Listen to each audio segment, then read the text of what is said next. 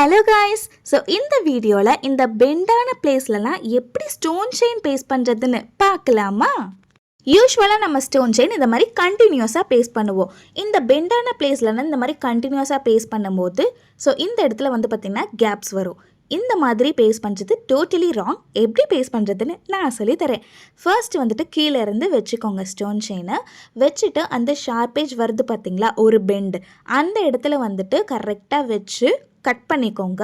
ஒரு பீஸ் தனியாக நம்மளுக்கு கிடச்சிரும். ஸோ அந்த இடத்துல கேப் இல்லாமல் கரெக்டாக அந்த ஸ்டோன் செயின் போய் உட்காந்துருச்சு பார்த்தீங்களா.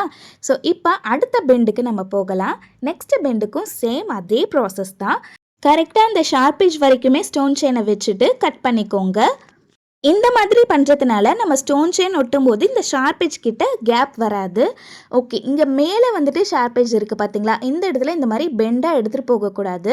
ஸோ நான் வைக்கிற மாதிரி கரெக்டாக வச்சு சென்டரில் லைன் போட்டிருக்கேன் இல்லையா, அது வரைக்குமே கரெக்டாக வச்சு கட் பண்ணிக்கோங்க. ஸோ நான் இது வரைக்கும் கட் பண்ணிக்கிறேன். இப்போ கரெக்டாக அந்த ஷார்ப்பேஜ் நம்மளுக்கு கிடச்சிருச்சு. அடுத்த பீஸ் வைக்கும்போது பார்த்திங்கன்னா பர்ஃபெக்டாக நம்மளுக்கு ஷார்ப்பேஜ் கிடச்சிருக்கு.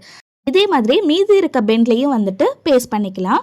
ஸோ இந்த டிப்பை மறக்காமல் ஃபாலோ பண்ணி பாருங்கள். உங்களுக்கும் பர்ஃபெக்டாக ஸ்டோன் செயின் ஒட்ட வரும். இந்த மாதிரி வீடியோஸ் பார்க்கணுன்னா நம்ம சேனலை மறக்காமல் சப்ஸ்கிரைப் பண்ணிக்கோங்க. பாய்.